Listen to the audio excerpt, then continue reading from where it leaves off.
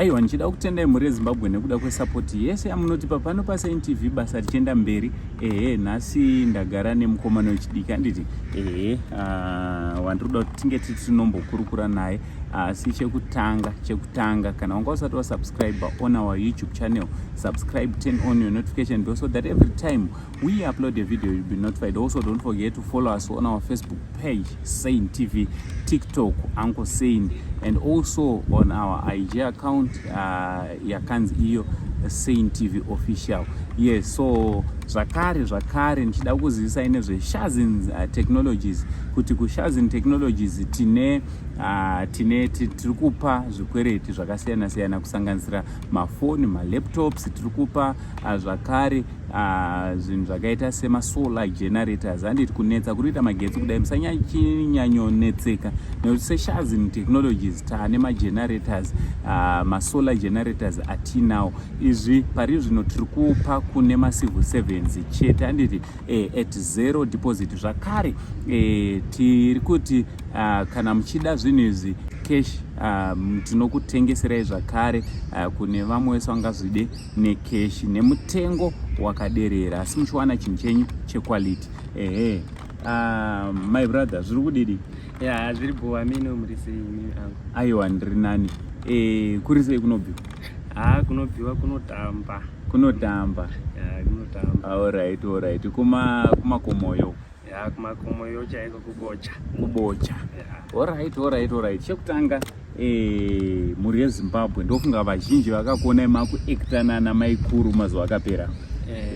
Muri yeZimbabwe ingada kutanga kuziva kuti munombonzana anombonzi mai munya, handiti pachake kana adaiwa asina kupfeka samai munya, handiti indatanga kutokuonai nhasi musina kupfeka samai munya.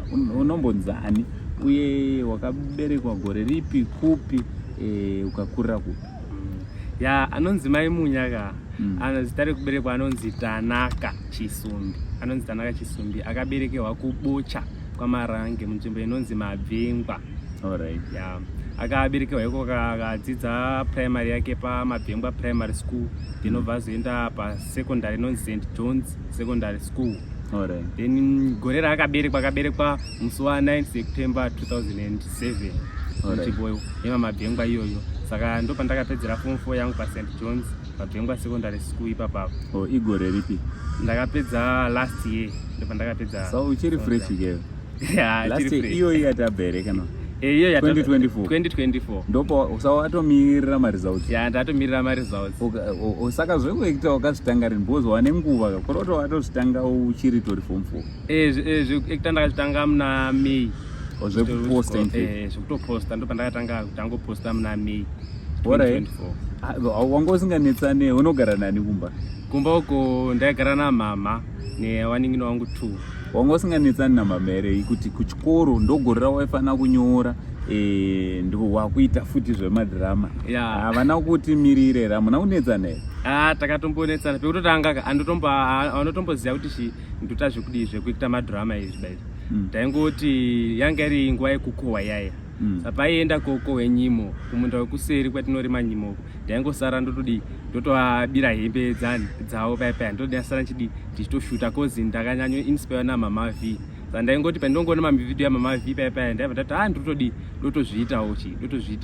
Saka after ndofunga 3 days chizviita pakazozvibata paipai, akatombopopota kuti chichi uchafoira paipai.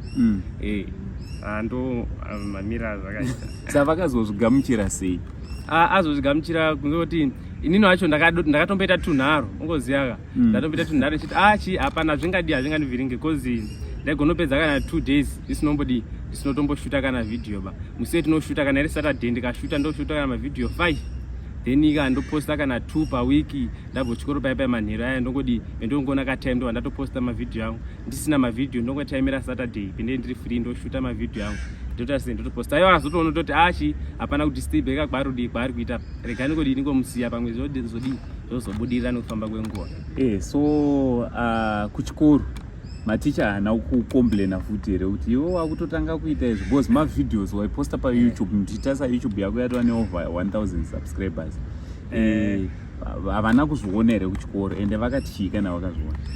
kuchikoroko akazozviona ndofunga after 3 months kuzi kubocha kwedu kwana mabvengwa uko pasi penyika zvoti network dzotonetsa saka anhu ambonyanyumbotarisa zvisocial media azozviziva kubudikidza netumwe twana tukazotaurawo chikoro kuti moziva here kuti aya anodi unoacta uyu ndopandakatombopinzwa muofisi paya then ndo ndachatsanangurira chimamira zvakaita chinyaya yacho ndokuchizotovhurawo channel yangu achitotarisa ndo ana headmaster ndo akazototaura mama kuti chimbodi musiye achingodi achiita kana zvakuzonyanya mumutauro kuti wakunyanya ziva kuti une mabhuku.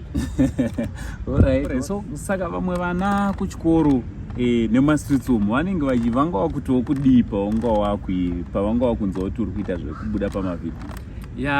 Pawakatangozozviziya ndototi vana vese pachikoro vanga vakutozviyemura. Zvokuti munhu akabuda pavhidhiyo kweduko zvotonga chimwe chinhu chisingabviri pamanje.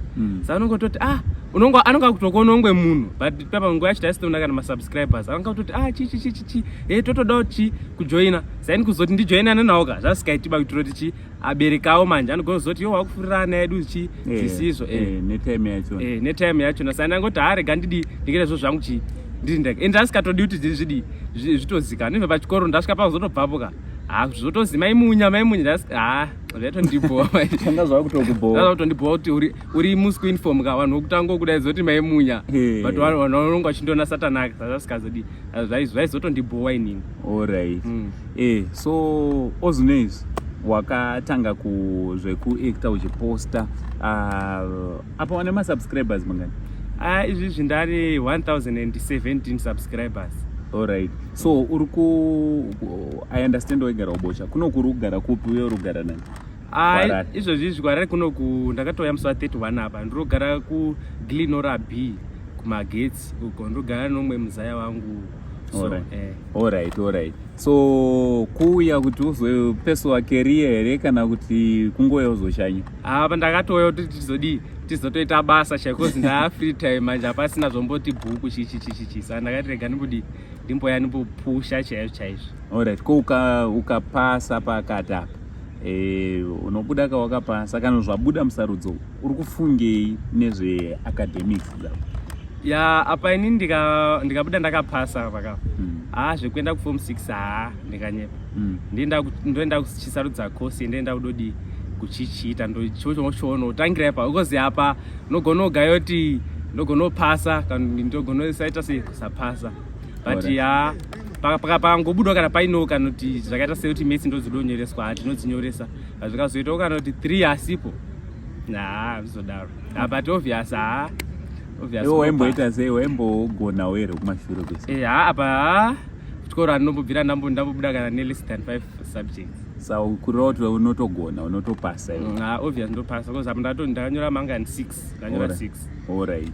So hande nyaya dzekuacta wakapfeka dress iwewe Tanaka handiti sei wakachuza nzira iyoyo ende hautyere zvinotaura vanhu because I understand kuti obvious wakainspirewa naana maikuru ana mama V nevamwe vanoipfeka madress vari varume.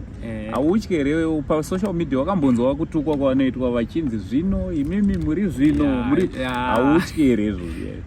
Izvo zvazviyaka ndakatozvimirira hapana chandinotombotyaba because munhu azouya achizokuti iwe pfeka dress iwe acta usina dress kana creativity yangu yaka haimboyi nekuti wazopfeka dress kana kuti hauna dress munhu unongoita zvaanenge achingodi zvaanenge angozwa kudi kuda anhu agona kutuka but at the end panapo ungazorekera kuti ndakutomira ndichapfeka because ndatukwa nekuononga wakabva because anhu angotangi nekutuka anozokutunga natsoona kuti munhu uyu watoenda kumberi sometimes anenge achitotuka yayaka anenge atoneka jealous futi mukati saka handikambozviteerera unongoita iwe uri kutoenda mberi haini ndiri kutoenda kumberi.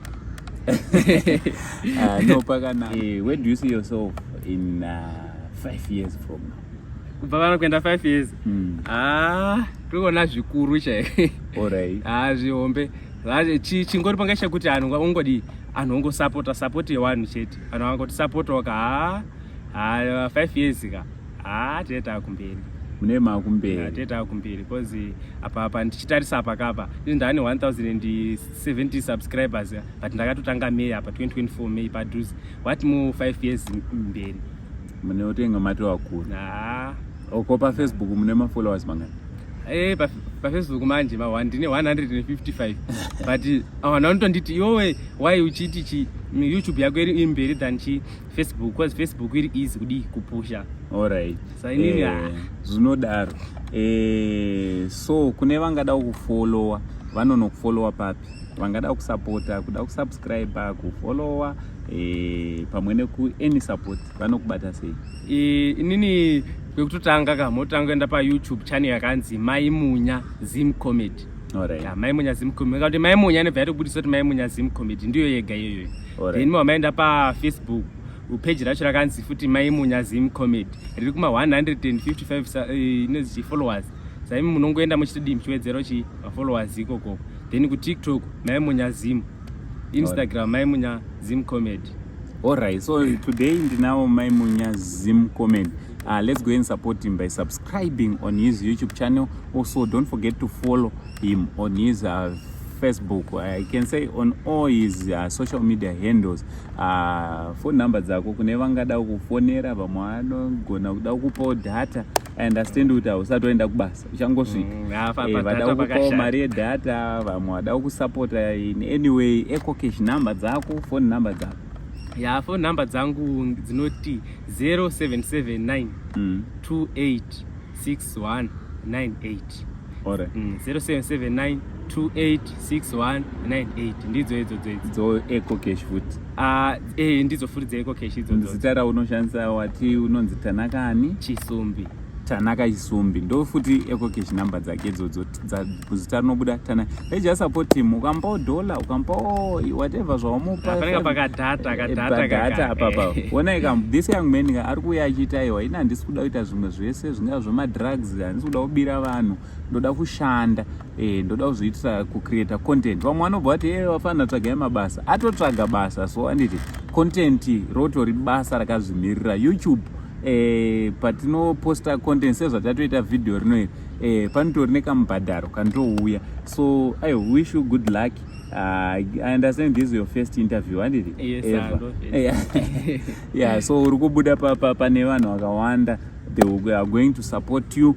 Iwe uchiramba uchiwapawo content yakawanda kuitira kuti varamba vachikusupport. Wish you all the best. Ndotenda 2025 tapinda chingoya pa Saint TV ndongoti rambai makati support pachi YouTube channel yakanzi Maimunya Zim Comedy. Aiwa pakanaka. So from Mango Saint naTanaka anozikanwa nekunzi Maimunya Zim Comedy tichiti it's much love and God bless.